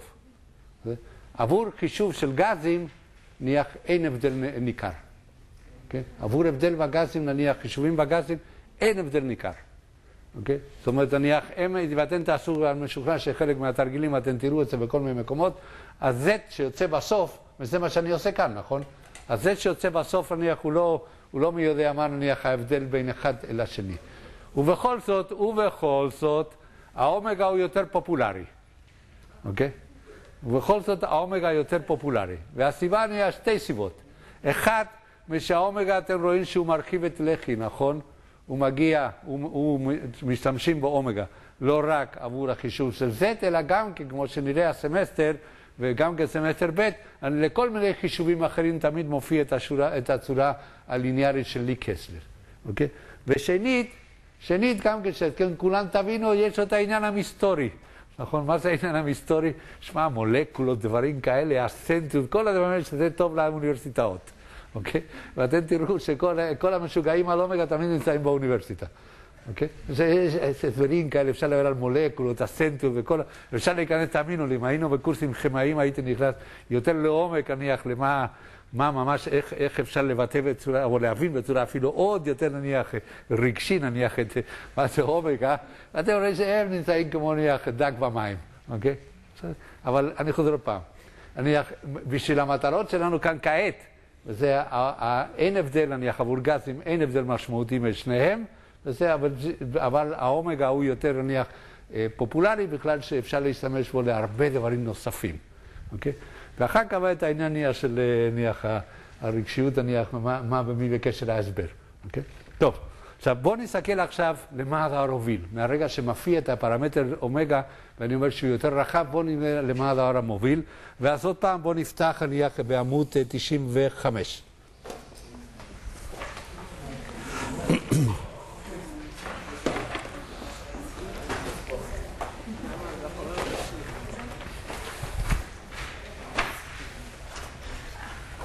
כל הדברים אני עוד פעם, שילמתם וגם כאן אנחנו נשתמש בהם, אז זה לא סתם כדי להצדיק את התשלום. מה אתם רואים כאן? זו שיטה מאוד טובה, אוקיי? שיטה מאוד טובה למה? שיטה מאוד טובה כדי לחשב את המקדם הוויריאלי השני.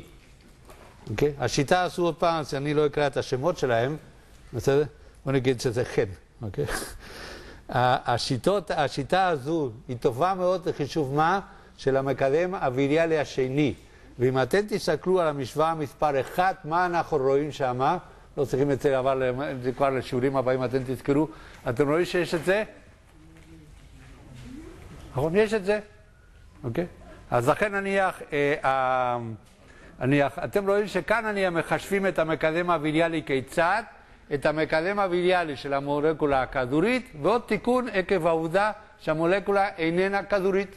אוקיי? וכאן זה רק שיטה אמפירית לחלוטין, אין כאן מה להסביר, והוא נותן את המשוואה עבור B0 ב-B1.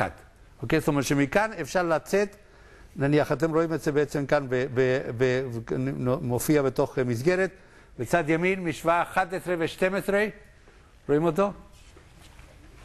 כאן אין טבלאות, אבל אתם רואים, נניח, אם אתם רוצים להשתמש במשוואה, יש לכם כיצד לחשב בצורה מאוד פשוטה 11, כיצד לחשב, B0 וכיצד לחשב B1.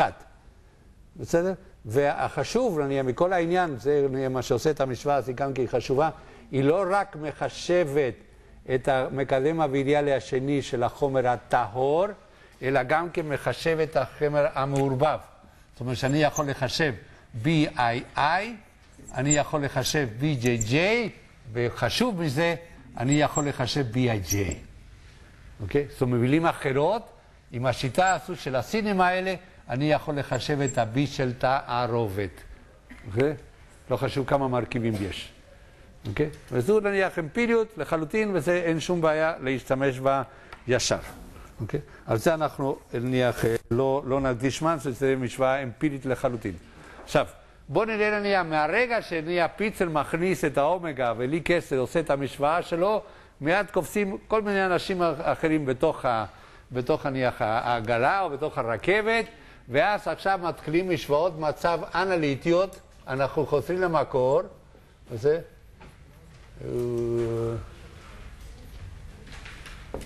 אנחנו חוזרים למה שראינו בהתחלה, דהיינו, המשוואות האלה שאלה היו משוואות אנליטיות, אלא שמתחילים עכשיו להכניס בפנים את האומגה.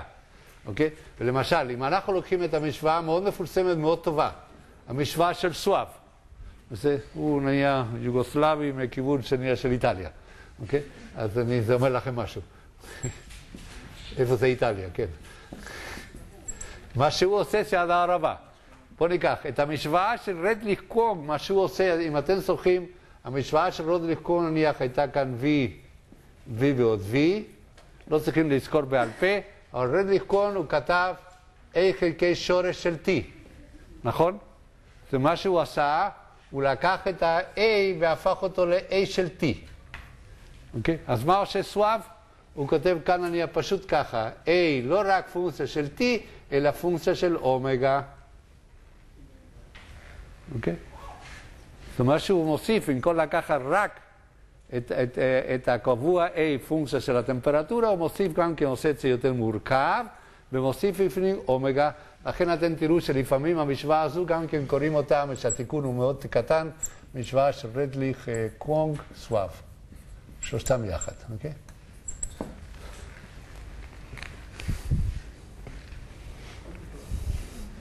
כמו שכתוב בפרקי אבות, נכון? אני מה כתוב?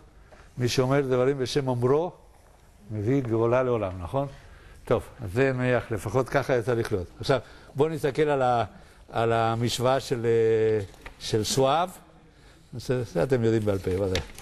בואו נסתכל על המשוואה של סואב שמופיע באיזה מקום. כן, בעמוד 121.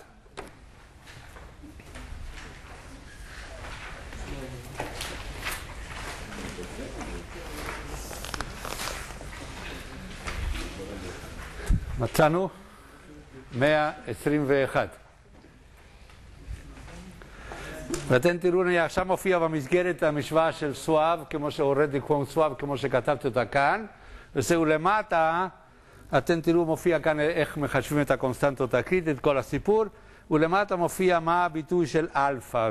איך אתם רואים שהוא כתוב קצת שונה, וזה כתוב A כפול אלפא, ואלפא מופיע במשוואה מספר 3, איך מחשבים את אלפא, ואם אתם תסתכלו על אלפא, אתם תראו שבתוכו מופיע מה? מופיע את הטמפרטורה, סליחה, את המשוואה 4. אתם רואים שבתוך המשוואה 4 מופיע מה? מופיע את הטמפרטורה באומגה. אוקיי? אז לכן המשוואה היא קצת יותר טובה. אוקיי? קצת יותר טובה, אבל תשימו לב שעכשיו יש עוד קונסטנטה שזה אומגה. ואחר כך, בסופו של דבר, תמיד זה קורה ככה, אם הייתם מסתכלים על ההיסטוריה של ההתפתחות של משוואות מצב, אחר כך בא עוד פעם עוד סיני בשם פנג, אני עם הפרופסור שלו האנגלי רובינסון, לא רובינסון קרוסו, רובינסון, אוקיי? ואז מציע את המשוואה של פנג רובינסון שמופיע בעמוד הצמוד. רואים אותו ל-122, משוואת פנג רובינסון. מה ההבדל בין משוואת של פנג רובינסון, אני אספר אחר כך משהו מעניין על הסוג הזה, אוקיי? מה ההבדל, תשימו לב, יש אחד כנגד השני, מה ההבדל בין המשוואה של פנג רובינסון למשוואה של סואב? קודם כל הוא תיקון טכני, תשימו לב שהוא עושה את האיבר כאן למטה קצת יותר ארוך, רואים אותו? הוא לא מי יודע מה, אבל מה הוא כן עושה? הוא משנה את הצורה של התלות של A ו-T ו-W, זה הכל, אוקיי? מופיע כאן אותן הנוסחאות, נניח שהצורה היא קצת שונה, אוקיי? ואז בא הוויכוח, ודאי מי משתי המשוואות האלה היא יותר טובה, קשה להגיד, אבל מה שכן נניח, אם אפשר לסכם, אם היינו צריכים לבחור המשוואה שבכלל, או נניח בכללותה, היא הכי נניח קולע, זה המשוואה של פנג רובינסון, אוקיי? המשוואה של פנג רובינסון, נניח, אם היית עושה נניח הרבה ירי, נניח, בדרך כלל הממוצע הוא הכי גבוה, אבל עדיין היא לא טובה לכל מקרה ומקרה. Okay. פנג רובינסון יספר לכם דבר הבא, וזה לפני כמה שנים הייתי בכנס, שהיה כל האלה נניח, היה סואב, היה כל הוא נניח במשוואות מצב, אז כשרובינסון עלה נניח ונתן את ההרצאה שלו, הוא אמר נניח, הוא דיבר על הדבר הזה, הוא אמר, זה ברור שפנג עשה את העבודה, לכן אני פה. בסדר? אוקיי? זה ברור, נכון? שהסטודנטים עושים את העבודה והפרופסורים נוסעים לכנסים או דברים כאלה כאילו. בסדר? טוב. אוקיי? עכשיו, הדבר האחרון שנשאר לנו זה הדבר הבא. בואו נעשה סיכום נניח הממצאים שלנו. בואו נסתכל על כל המשוואות האלה ועיקר נניח פרמטר שלישי.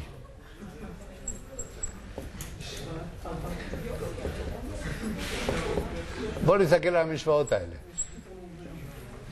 מישהו יכול להגיד לי, כדי לסכם וזה אנחנו נסיים, אם קצת אני הפרט, אנחנו נסיים את העניין. בואו נסתכל ככה. מה אנחנו צריכים, ואני הייתי יכול להוסיף את כל, מה אנחנו צריכים, איך היינו עושים, נניח שאתם מתבקשים עוד פעם לחשב את הלחץ או את הנפח עבור גז בתנאים מסוימים. אוקיי? תרגיל נניח הוא דבר קלאסי נניח בתור מהנדסים. והיינו, נניח שאתם הייתם בוחרים לעשות את זה דרך המשוואות של הפרמטר השלישי. בואו נראה איזה אינפורמציה אנחנו צריכים כדי להיות מסוגלים לענות לשאלה מה הנפח או מה הלחץ במצב נתון. איזה נתונים אנחנו צריכים לפני שמתחילים לעשות את החישובים? הנתונים הקריטיים, נכון? זה ברור או לא? אנחנו צריכים נניח XC וגם כן אומגה, נכון? בסדר? אנחנו צריכים את התכונות הקריטיות ואומגה. אחרי מזה מה עושים? מה השלב הבא? נניח מצאנו את זה, אחר כך נראה איך אנחנו מוצאים אותו ומה הברירה. אחרי שיש לנו את הדבר הזה, זה נניח עם זה אנחנו מתחילים. מה עושים אחר כך?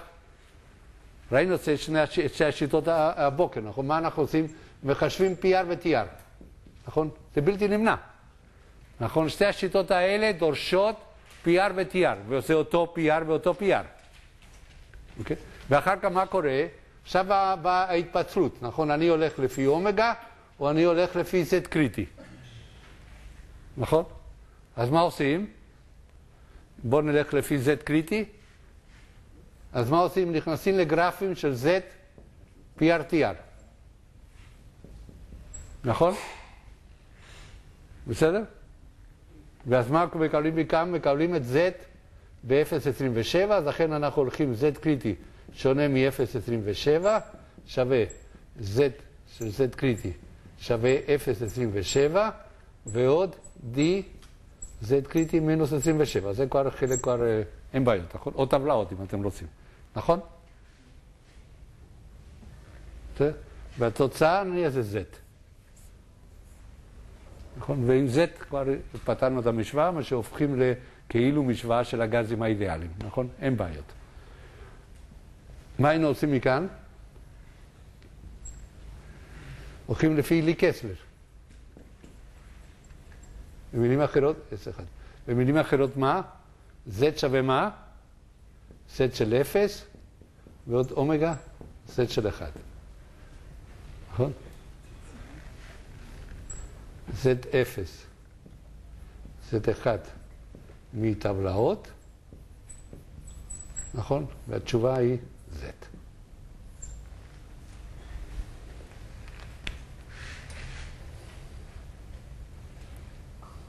בסדר? אני חושב שהדבר הוא די פשוט. אני הרבה פעם, עד שתעשו תרגילים, פעם אחת זה מספיק, שתשתמשו בגרף, עשיתם בשנה א', אבל עכשיו אם יהיה עם כל התיקונים, או תעשו את החישוב עם טבלאות כאלה, נניח, פתרנו את הבעיות. עכשיו בואו נסתכל עכשיו בגדול. בואו נתחיל עוד פעם, בואו נחזור תמיד, זה טוב, אני אחזור למקורות. בואו נתחיל כאן. אוקיי? מה האינפוט, נניח, כדי לקבל את הנתונים האלה? מה אנחנו עושים? מה אנחנו מחפשים אותם? בואו נעשה עכשיו את כל החישוב ככה, שלא יהיה צל של ספק, אפשר לעשות. איך אני מכניס את הנתונים האלה בפנים?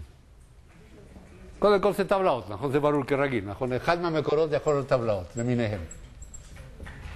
אוקיי? בסדר? טבלאות למיניהם. אם לא, למשל, אם לא נניח עבור X קריטי, וידרסן. נכון? עבור אומגה, לי קסלר.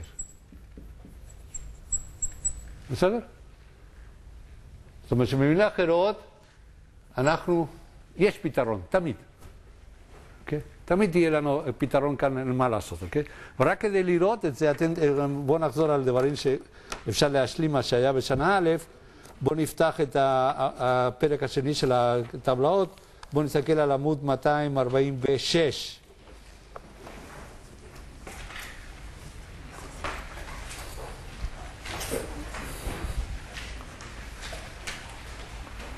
זה השתמשנו בשנה א', וגם כן אפשר, כאן מה מופיע? מופיע נניח את ה-700 נניח המוכרים, המפורסמים, נכון? כל המועמדים לפריימריז למיניהם, וזה מופיעים כאן את ה-700 שלהם, אבל עכשיו אנחנו יכולים לקרוא את הטבלה עד הסוף, ושיש לנו את כל הרקע.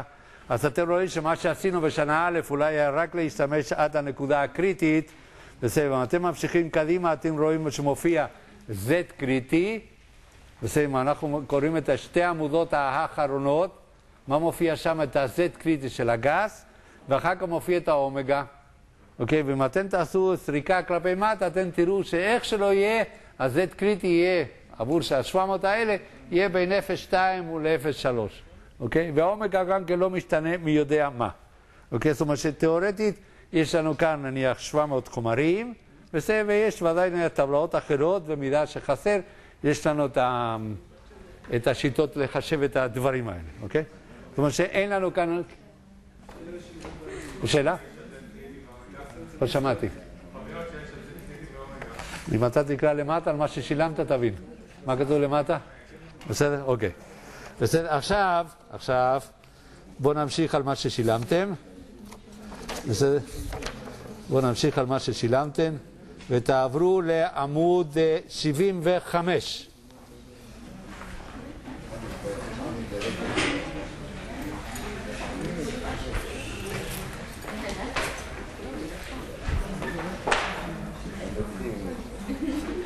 מצאנו?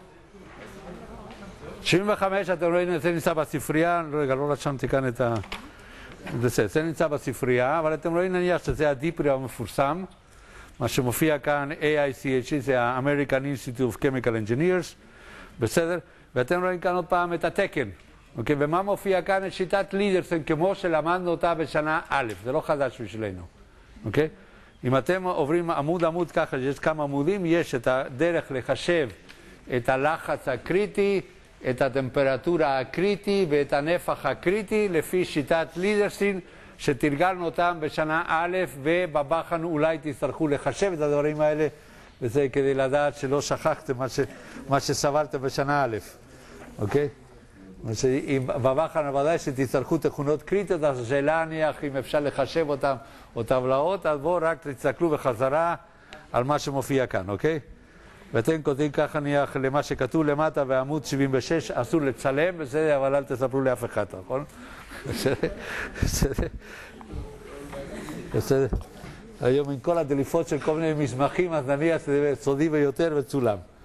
עכשיו, השאלה שנשארת לנו זו שאלה מאוד חשובה, שאף אחד לא שאל, ואני אשאל את זה במקומכם, שזה הדבר הבא. בסדר? וכל המשוואות מצב שראינו, את הטבלאות סיכום שלהם, ובואו ניקח למשל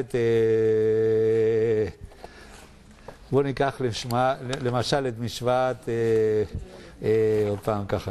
בואו נשווה, הכי פשוט אני המשוואת ונדר ואלס, שתראו איזה שאלה אני עומד לשאול, תחזרו למשוואת ונדר ואלס עכשיו ל-102,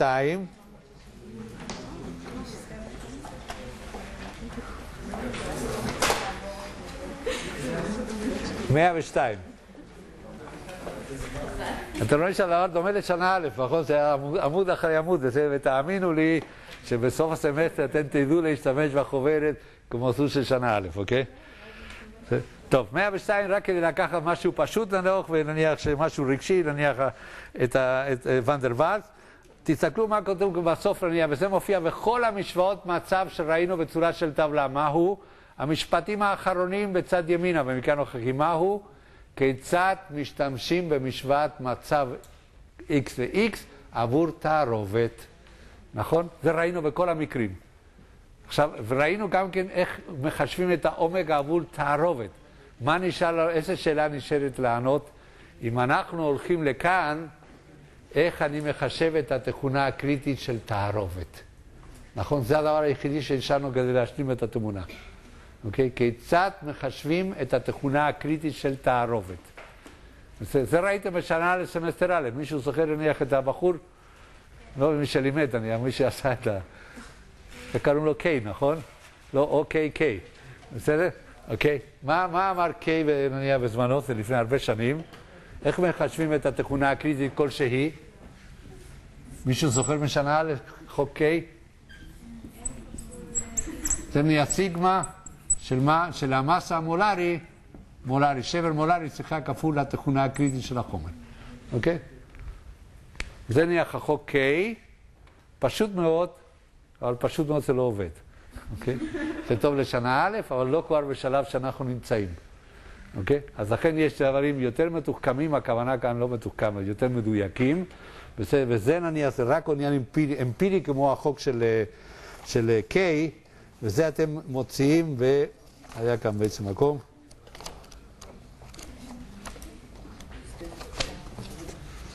נראה לי כאן, אם אני אמצא אותו עוד פעם, אולי מישהו מכן תמצא את זה יותר מהר. כן. בעמוד 84.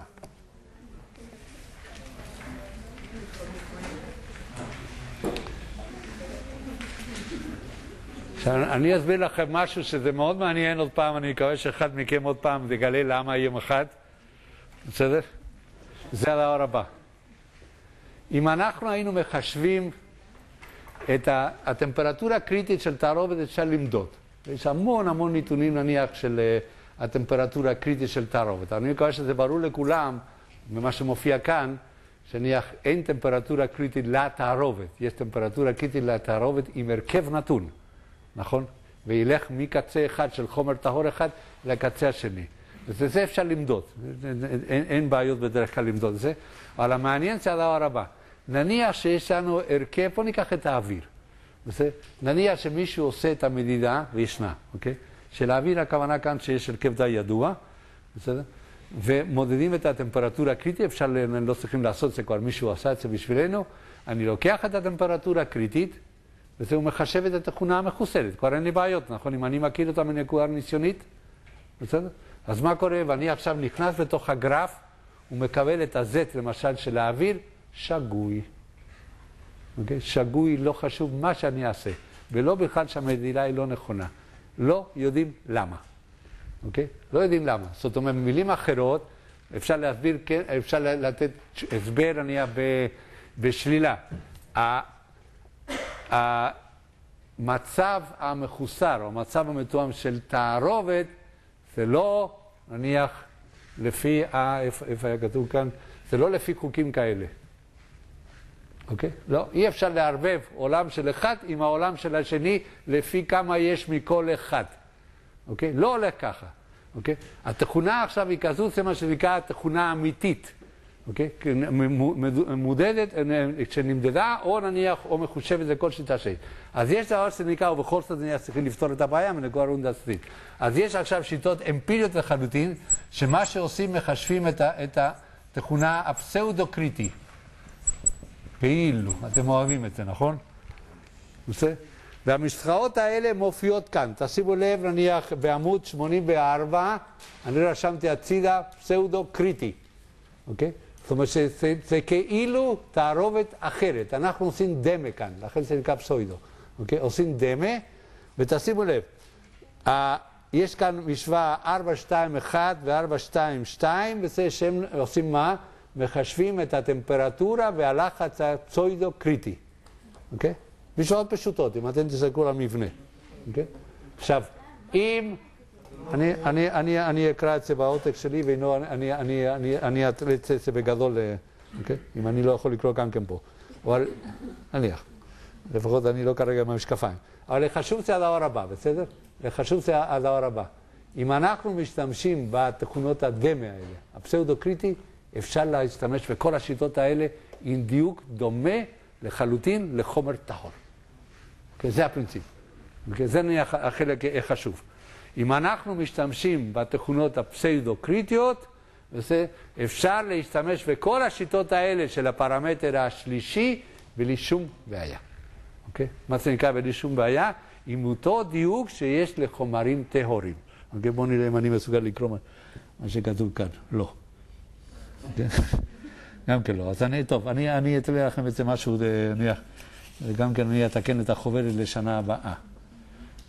אוקיי? בסדר? ואם אתם עוברים את העמוד, עוברים לעמוד 85, אתם תראו שמופיע מה? כיצד לחשב, ולזה יש שיטות מאוד מדויקות, אבל לא פעם אמפיריות, לחשב מה? את התכונה הקריטית האמיתית. אוקיי? אז תשימו לב שכאן בשבילנו, עבור כל תערובת ותערובת של גזים, תהיה לנו כאן שתי תכונות קריטיות. התכונה הקריטית האמיתית, והתכונה הקריטית הדמה או פסאודו, כדי לעשות חישובים, שזה שונה. אוקיי? מישהו יכול להגיד לי מה ההבדל מנקודה ראות מעשית למה שיכול להיות חשוב? בוא ניקח, למה יכול להיות חשוב למשל הנקודה הקריטית האמיתית של תערובת? כדי להפוך את הגז לנוזל, נכון? אוקיי? הגז הופך לנוזל בנקודה הקריטית האמיתית ולא בנקודת הדמה. אוקיי? אז לכן, אם אנחנו הולכים לאיפה זה נמצא לא באופקים, איפה זה? בערד? מקסימה? זה שמייצרת כאן נניח אוויר נוזלי או דברים כאלה, כל מיני גזים נוזליים. שם עושים נניח מה סוקים, לוקחים אוויר והופכים אותו לנוזל. אוקיי, אז הוא צריך לוודאי כשמתכננים את התהליך, הוא צריך להשתמש בנקודה האמיתית ולא בנקודת הפסאודו. אוקיי? בסדר? טוב, אני אתקן את זה ואני אתלה את זה על הלוח. האם יש שאלות? המון חומר, נכון, אבל אם אתם תראו זה רק משחק עם משוואות כאן. אין הרבה נניח רקע נניח כמו החוק הראשון. אוקיי? בסדר? בוודאי נניח, ההבדל נניח שבשלב הנוכחי, אני עדיין אגיד עוד כמה מילים, בשלב הנוכחי עכשיו אנחנו יכולים לפתור את כל התרגילים שפתרנו עבור החוק הראשון, אבל עכשיו עם גז ממשי. Okay? כל זמן וזמן אנחנו מתקרבים עכשיו למצב אמיתי, וכשנעבור את החוק השני, נוכל עכשיו לעשות את הכל. Okay?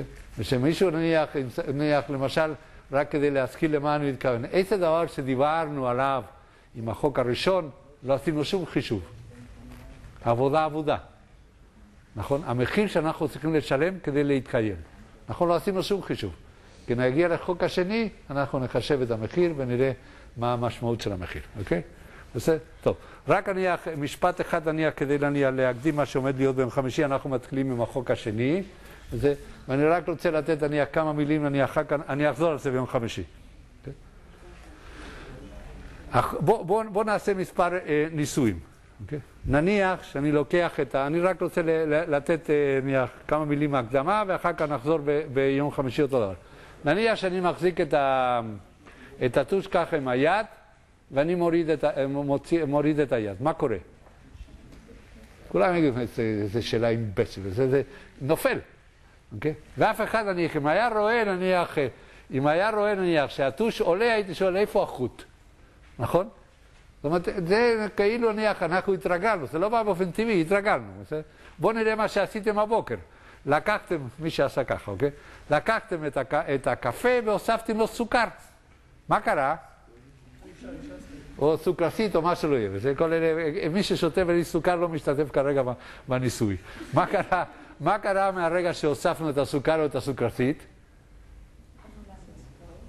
התמוסס. נכון? התמוסס.